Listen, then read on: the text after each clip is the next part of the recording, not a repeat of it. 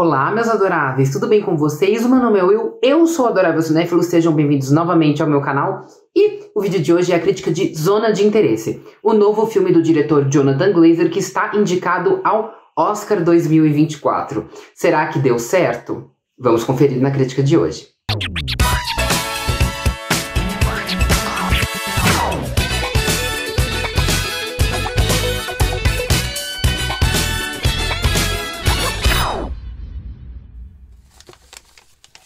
Em Zona de Interesse, o comandante de Auschwitz, Rudolf Höss, interpretado por Christian Friedel, e sua esposa Hedwig, interpretada por Sandra Hiller, constroem uma casa bem ao lado do campo de concentração de Auschwitz, onde milhões de prisioneiros estão sendo assassinados. É até difícil elaborar algum tipo de trama ou algum tipo de sinopse para falar sobre Zona de Interesse, ou dizer do que Zona de Interesse se trata.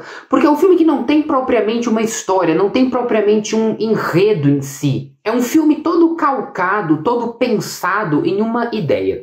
É construído em cima da ideia de uma família de nazistas morando ao lado de Auschwitz. E como eles estão ao lado, né, os horrores de Auschwitz são sempre mantidos off-screen. Não é à toa que o filme tem sido considerado divisivo. Afinal, há um certo frescor nessa ideia, né? Inúmeros são os dramas de guerra, onde vemos diversas torturas e os mais diversos absurdos sendo cometidos contra o povo judeu. Então talvez traga um refresco, um filme que mostre isso sobre uma outra ótica. O problema é que isso faz com que Zona de Interesse perca o total impacto.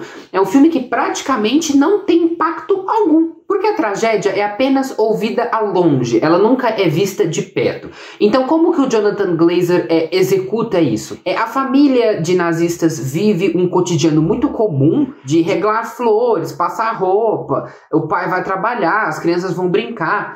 E ao fundo, nós temos sons de gritos, né? Gritos dos prisioneiros, horríveis, horríveis, horríveis, e que realmente, em determinado ponto do filme, funcionam como uma grande experiência sonora. Zona de Interesse é uma experiência sonora fabulosa. Inclusive, a cena de grande impacto desse momento é quando o Jonathan Glazer começa a mostrar várias flores no jardim da família, uma a uma, quadro a quadro. E quanto mais bonita é a flor que está em cena, mais horrível é o grito que está no fundo. Até que ele filma uma flor vermelha com um grito agonizante ao fundo, horrível. E o vermelho vai tomando conta da tela. Ali a gente entende muito bem o recado. O problema é que esse recurso se auto-esgota, porque chega uma hora que você já está imerso no cotidiano daquela galera e você não se impressiona mais, ou você não sente um certo impacto pelos gritos ouvidos ao fundo. Então, o que era para ser uma experiência de incômodo acaba soando como uma experiência de cinismo. O Jonathan Glazer também se preocupa em oferecer uma experiência visual. É interessante aqui porque a câmera do Glazer é sempre muito estática e sempre muito distante dos personagens, e isso tem um motivo, né? O único movimento de câmera que ele executa no filme inteiro é um traveling em duas cenas.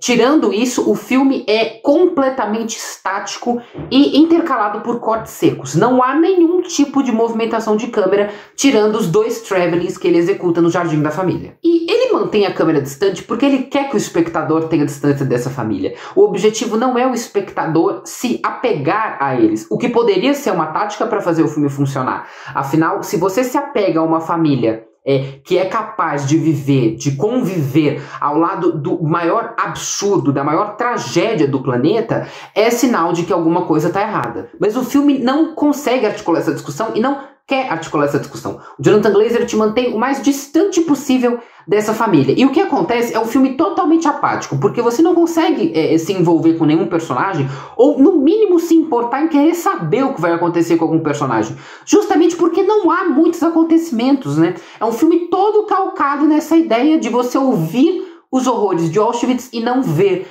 Ele é calcado na ideia da omissão. Mas falando da família de protagonistas, né, o Friedel interpreta o Rudolf Höss, que foi um arquiteto real durante o Holocausto, e ele foi um dos principais comandantes ali de Auschwitz, e é uma interpretação muito bem feita a do Friedel, porque ele segue instruções e ele manda que as pessoas morram pelo telefone, cometendo genocídio em massa, como se ele estivesse lendo o jornal do café da manhã.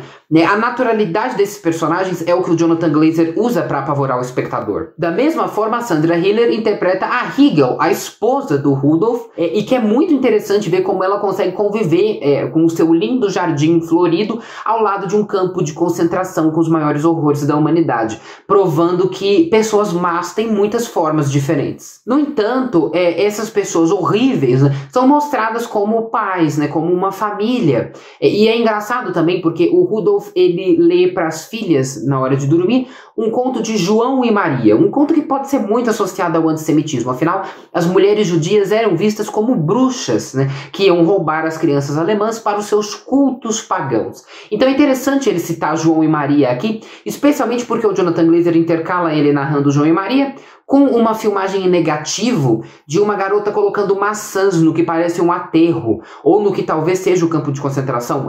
Dá para interpretar como uma garota escondendo comida para os judeus, mas eu não sei se é necessariamente essa interpretação real daquela situação. E aí ele filma isso em negativo. Existe todo um virtuosismo técnico do filme que é muito interessante de assistir. O problema é que o recurso que o Jonathan Glazer usa, que é usar o cinismo dessa família, usar a falta de empatia dessa família, usar a maneira como eles conseguem conviver com o maior horror da humanidade acontecendo do lado deles, usar isso para apavorar o espectador, ao mesmo tempo em que ele vai usar o som para apavorar o espectador, usar os gritos para apavorar o espectador, é uma ideia que funcionaria perfeitamente num curta de 40 minutos. Mas quando ela é alongada para um longa de 1h30, ela se torna um pouco exaustiva, se torna um exercício que carece demais para o público se apegar. É um filme que eu consigo entender por que é tão aclamado, é um filme que eu consigo entender todos os argumentos em defesa dele. Consigo entender tudo o que tornou ele, para alguns, essa experiência tão marcante. Mas, na minha opinião, não funcionou.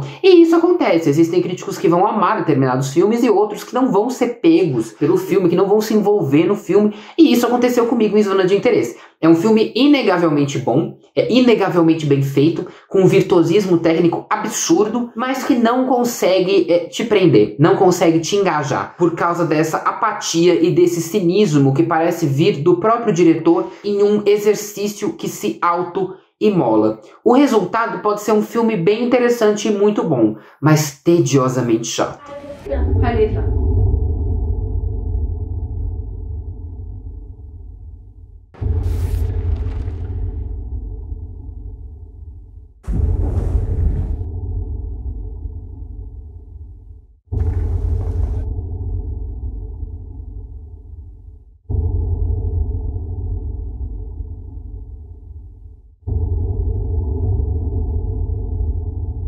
E é isso, essa crítica de Zona de Interesse fica por aqui. Se você gostou deste vídeo, não deixe de comentar, se inscreva no canal, ative o sininho de notificações, deixe o like e nós nos vemos na próxima crítica.